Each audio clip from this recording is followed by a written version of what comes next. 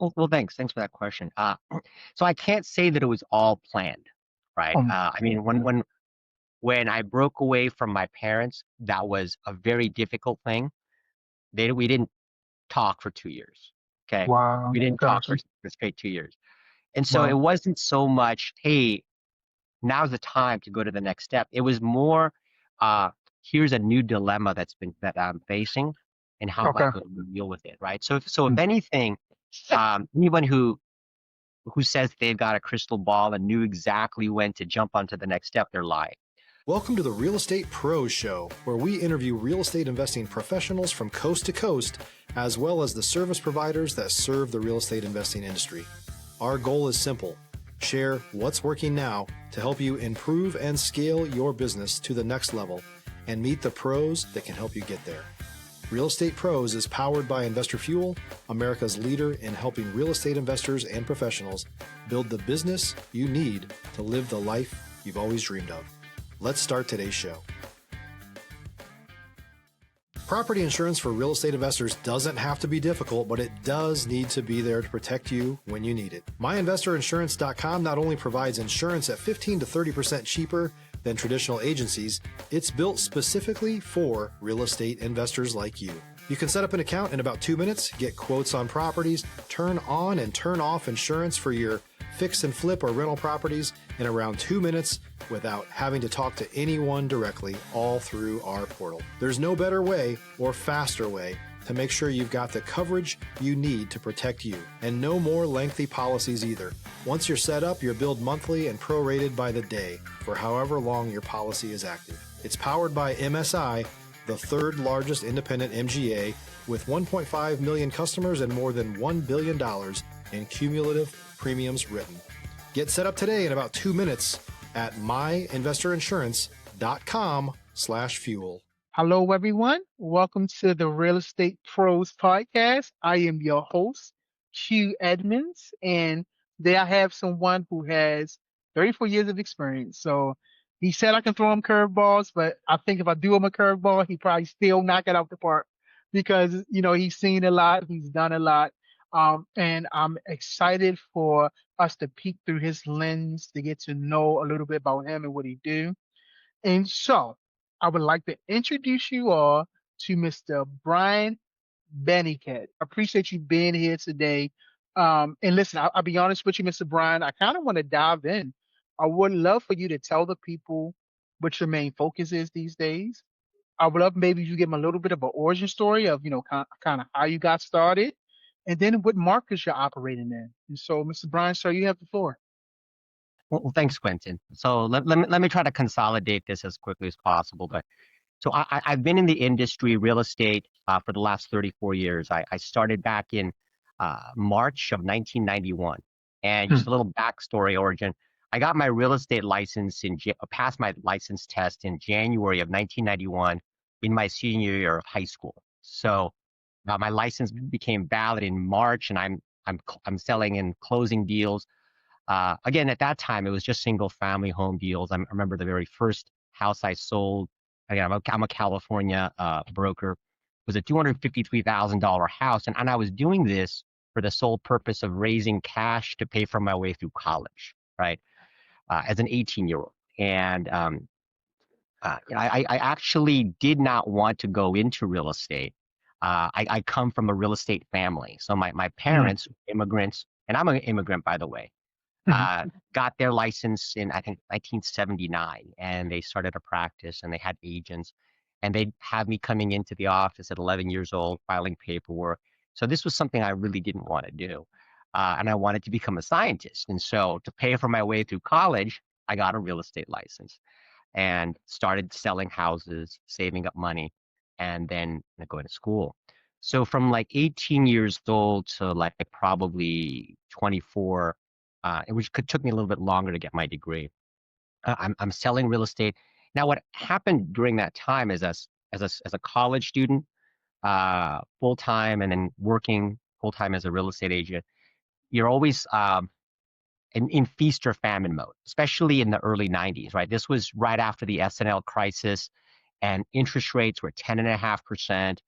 on average. It was really difficult to get financing in a lot of cases. And a lot of people just didn't want to buy real estate. A lot of deals would fall through. Stop living on an island and join the #1 mastermind in America for professional real estate investors. Investor Fuel is a community of hundreds of the nation's top investors working together to build stronger businesses and better lives.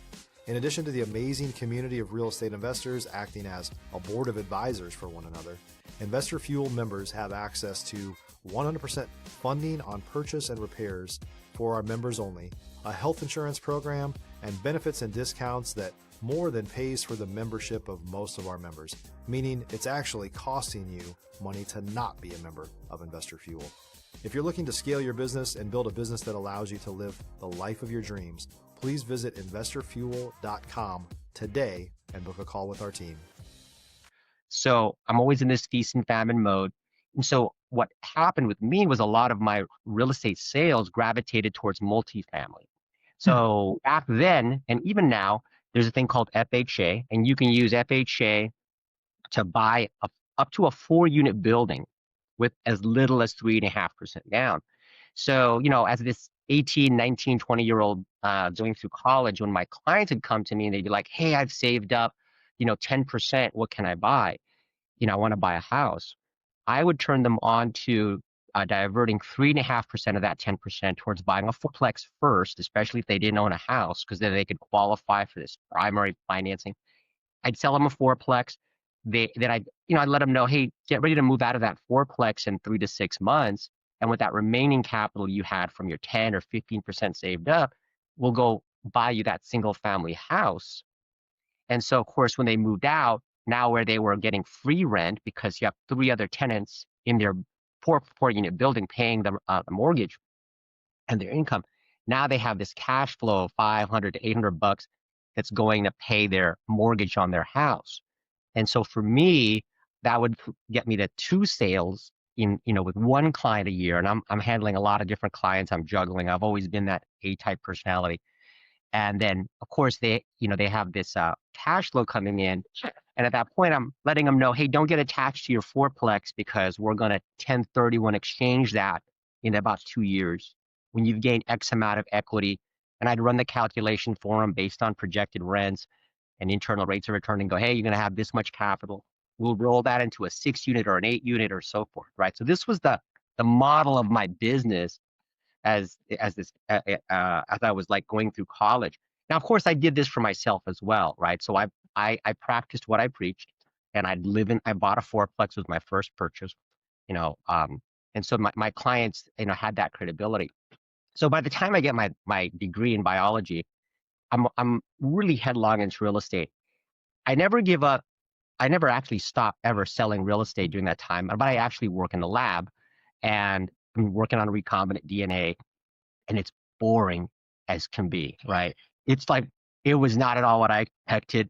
And at this point, I'm making a lot of money doing real estate. So at 24 years old, I decided I'm going to start my own company. I broke away from working with my parents. It just wasn't working out. We were always getting into issues. And so like in 1998, I founded Baniqued Realty, which now goes by BCRE, as well as a bunch of other acronyms because it's easier to use acronyms than to pronounce my last name, right? In 1998, when I first started my own company in the real estate side, a lot of my clients who I'd sold fourplexes to and then exchanged them into bigger and bigger properties, which is the same thing I was doing. They actually, a number of them, right? So if you can imagine, I'm a 24-year-old with a broker's license, been in the business now 7, almost going on 8 years, starting my own company. And I was really honored to find that a bunch of my clients who were like in their 40s and 50s at the time when I met them, and I'd built up a pretty good cash flow for them, they decided they wanted to get their real estate license and come work with me. So here I have my first set of 8 real estate agents under me in 1998, 1999, and they're my past clients, and they know the mantra. They know about buying and multifamily, 1031 exchanging, right? I did it for them. They said they'd see that I was doing it. So back then I had my first 5 apartment buildings. I 1030 and exchanged them all into larger and larger buildings, right? So I had like 20 units and rolled them into a 60 unit, an 86, a 38, a 20, an office complex. Uh, and that was the kind of the origin story behind it, right? I mean, by the time I was 25, 27, I was holding on to a substantial amount of multifamily real estate, which I didn't even think of as its own separate business. Just like a lot of times now, you'll meet clients like, oh, yeah, I'm a real estate investor, right? If you're looking for consistent, high-quality leads, look no further than Investor Machine. Investor Machine isn't just another agency. It's the most sophisticated, data-driven lead generation company on the planet for real estate investors, and serves the role of being not just a lead generator for your business, but a marketing partner that is helping you achieve your goals along the way. Go to investormachine.com to learn more and schedule a call with our team today.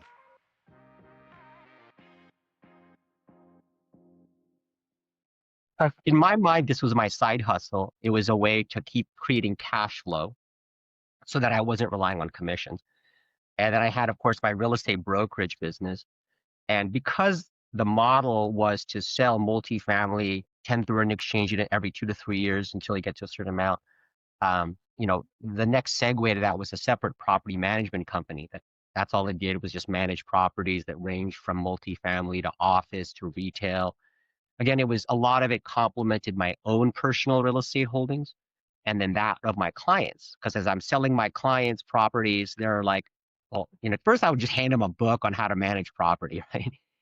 But after a certain point, we started offloading that and adding that as a service. And so you have these two vertically integrated companies working in tandem. The real estate sales side finds clients that want multifamily or rental properties. The management side manages it.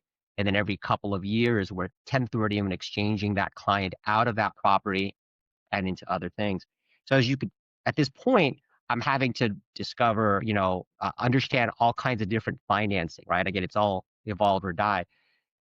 And so what kind of kept me separate at the time is I would always look at the most highly leverageable forms of financing to allow me to buy the most number of properties or do the same for my clients, right? Because again, here I'm able to do more sales. This is the mantra in the office. And so my agents, where everyone at that time was like, hey, I'm going to sell you a house and give you Christmas cards and birthday cards for the next 5 or 7 years so you remember me. Our whole mantra was, we're going to sell you these multifamily, set up cash flow. By the way, at this point, I'm getting a real firm understanding of like tax shelters, tax credits, how you accelerate depreciation on your assets and how this is offsetting my own personal taxable income from the sales and the management. And then of course now the financing, right? Because we've developed a third vertical, which was a mortgage company. And, everything from 1 to 4 unit to 5 units or more to SBA. So now we have all of these different tools in our arsenal to help our clients more. Of course, we're getting access to these great deals, and so I always would train my agents: save up your money, buy multifamily.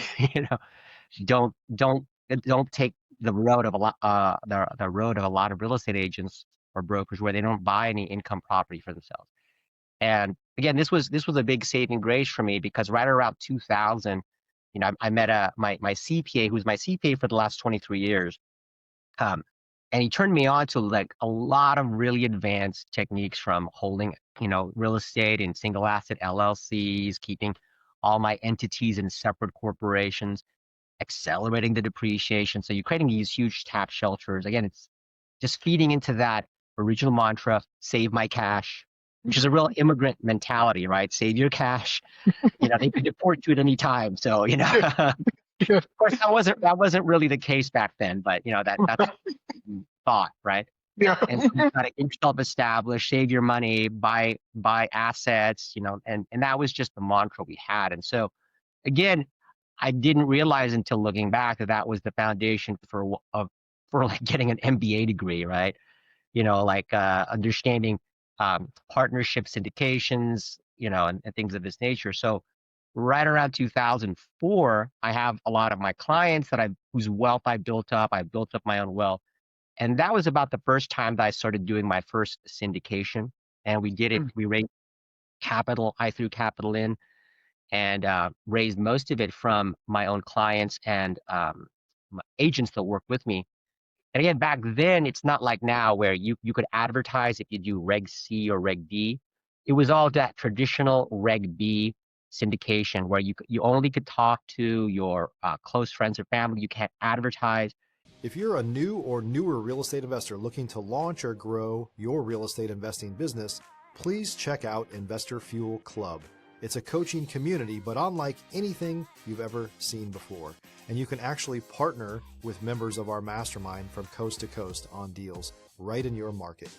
There's no better opportunity to build a consistent business than to literally partner with pros to help you avoid costly mistakes, avoid the need for capital to do deals, and help you eliminate your fears as you're starting your business. Learn more about Investor Fuel Club at investorfuel.com/club. And so at right around 2004, we raised about 15 million. And so again, you have these vertically integrated companies, a real estate sales side, a management side, finance Mm. side, and now a development side. And Huh. we're going out and finding developable sites to go out and build condominiums on and then turn around and sell them. And Mm. so that's what segued me into multiple different transactions. The fact that California was really booming back then as far as income is what led me to go out into other states. Because sometimes when we would sell, California multifamily, we get more bang for the buck by going to Texas or going to Arkansas or going to Tennessee and so forth. So, again, it was a big roaring time between 2000 and 2007 or 8.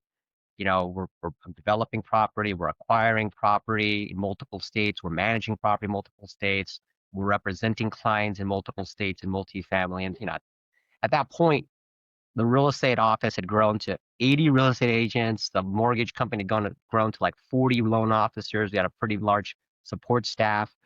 And then, of course, the Great Recession happened, right? Of course, we don't Yeah. know it's the Great Recession at the time. Right. It's like 2006, middle of that. And at that point, we had developed four condominium communities. We're still doing everything that we were doing from the very beginning in 1998, which is taking on new clients, selling a multifamily, doing the financing, managing the property, making recommendations of when to sell and when to exchange. But we're also building new communities in California. And it's great. And I remember turning to my partner at the time, again, like long story short, past client of mine. He was a corporate attorney. I sold him a bunch of apartments. He's like, hey, let's go into developing. And that's how I got my start in syndication in 2004. So by 2007-ish, we're looking at each other like, man, it would take a global recession for this to stop. It's like horrible words to say because that Right. happened, right? Yeah. And of course, that's when you get to really test what personal guarantees mean, the effect of owning assets in different entities, and and trying to how to weather that kind of a storm, Yeah. right? So a lot of these tools had been play tested to death between Yeah. that time. So of Yeah. course, jumping over that horrible period of the Great Recession, you start back over in 2011. Again, we're not starting over because I'm still going into 2011 with a substantial amount of like network and assets and multifamily. At that point, like every single time, the real estate agents get wind out or weaned out, and so of course you're working with with I used to have a huge 80 agents, and then we went down to like 20, which is still a good number, but it was a lot more manageable, right?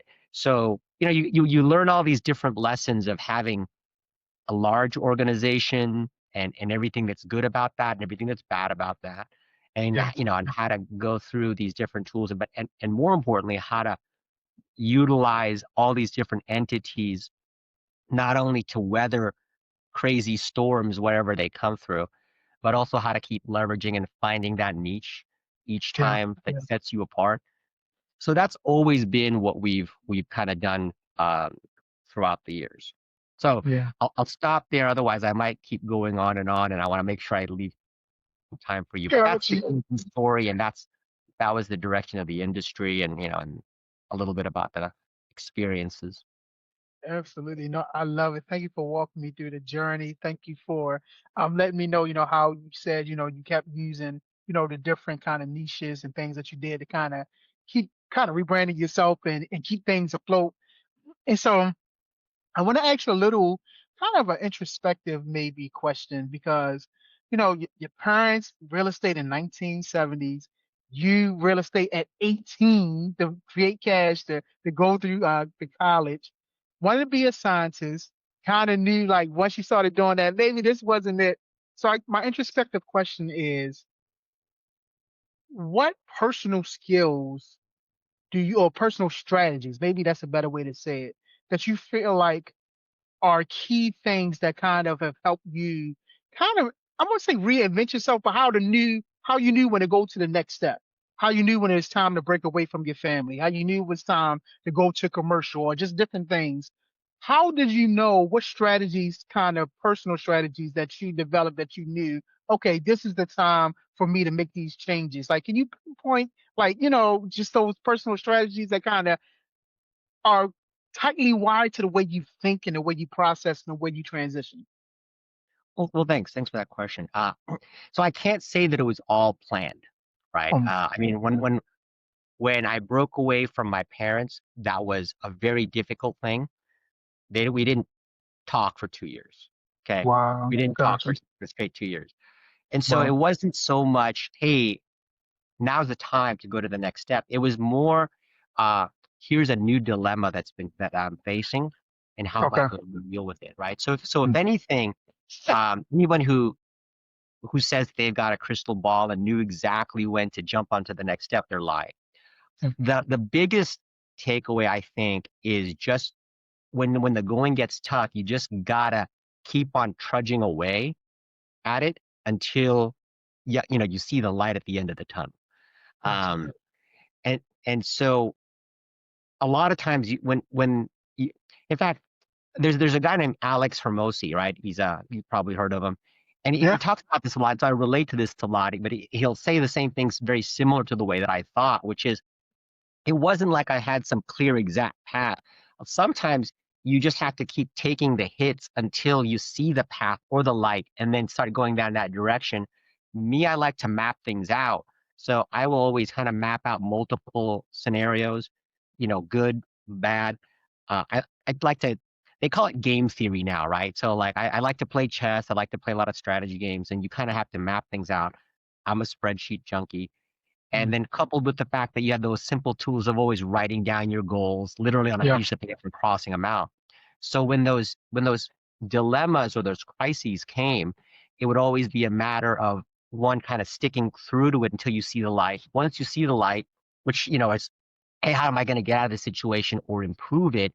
Then mapping out like literally with steps and writing down, here's where I'm at, here's where I want to be, but also being able to kind of be resilient enough to go the other way or to change direction or pivot if you see that what you're trying to do isn't working, right? And so and and then the biggest thing is just hanging in there. Like like even if you're just try to keep things going. So in the beginning, if you remember, like when I was talking about like the whole strategy behind buying a fourplex, the whole purpose behind it was making sure I had housing and income always coming in.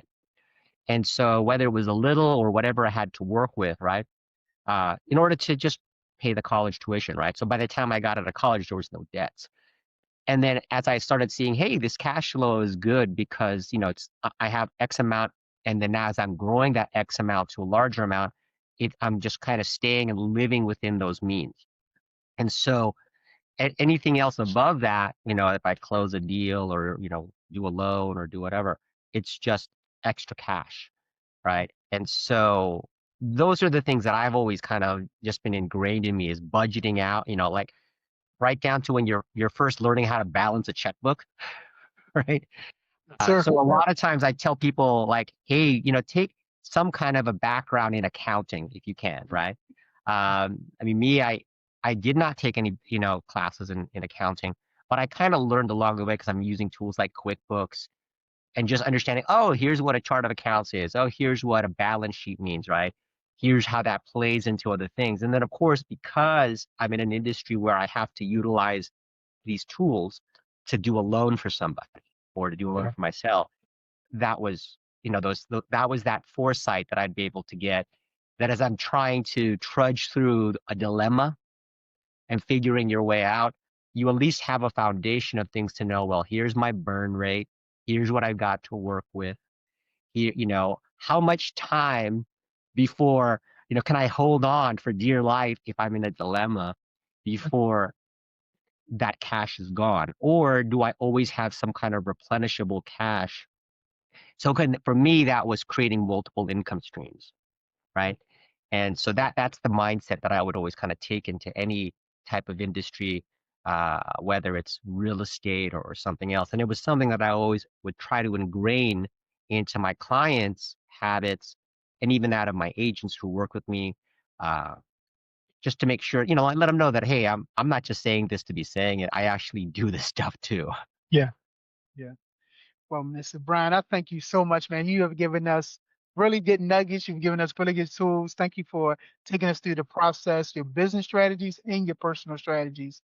I think it was absolutely fascinating. I know people that are listening has really got some great nuggets from you.